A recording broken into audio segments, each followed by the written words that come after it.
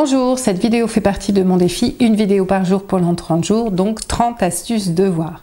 Nous avons déjà parlé de la méthode Pomodoro et de l'intérêt de faire des petites pauses après un exercice qui demandait beaucoup de concentration. Donc aujourd'hui, je voudrais revenir là-dessus, sur les pauses. Alors, les pauses, la première déjà, ça va être autoriser votre enfant, votre jeune, votre ado, à faire une pause quand il revient de l'école, du collège, du lycée. Sa journée aurait été intense, il aurait besoin de se concentrer longtemps, il peut être fatigué, donc on lui autorise une pause.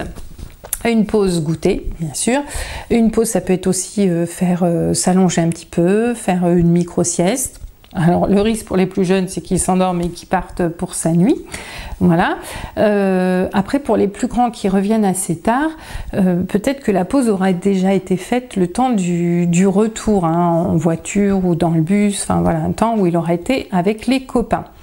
Et enfin aussi pour les plus grands qui arrivent, alors je pense notamment ceux qui reviennent du lycée, qui peuvent arriver vers 18h30, 19h, ce qui peut être intéressant, c'est de manger assez tôt, de dîner assez tôt et qui se mettent au temps des devoirs après le dîner, ce qui aura permis d'avoir vraiment ce temps de pause avant de s'y remettre.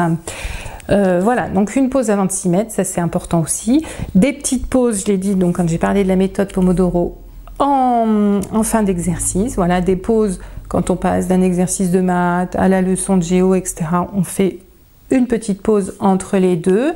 Donc quand je dis pause, ça ne veut pas dire on va pas autoriser l'enfant par exemple à se mettre à son jeu vidéo ou quelque chose comme ça, parce que là il serait vraiment absorbé là-dedans et il aurait du mal à s'en retirer pour se mettre, pour continuer ses devoirs. Ou, enfin je parle des jeux vidéo ou des réseaux sociaux, etc.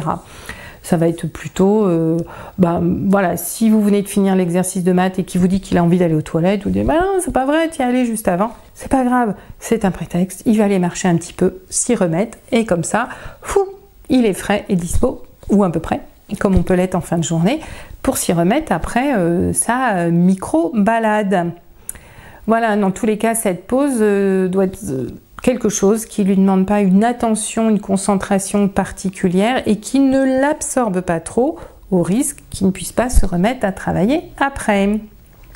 Et puis il peut arriver aussi au milieu d'un exercice de faire des micro-pauses. Vous savez, ce petit moment où il va lever la tête, regarder quelque chose autour, et là, tout le travail, alors ça j'en parle dans la boîte à outils 100% concentration, tout le travail ça va être de comment faire, ça c'est normal, hein, ça arrive à tout le monde de lever la tête, d'être déconcentré par quelque chose, mais tout notre travail à nous parents, ça va être comment l'aider à revenir à son exercice.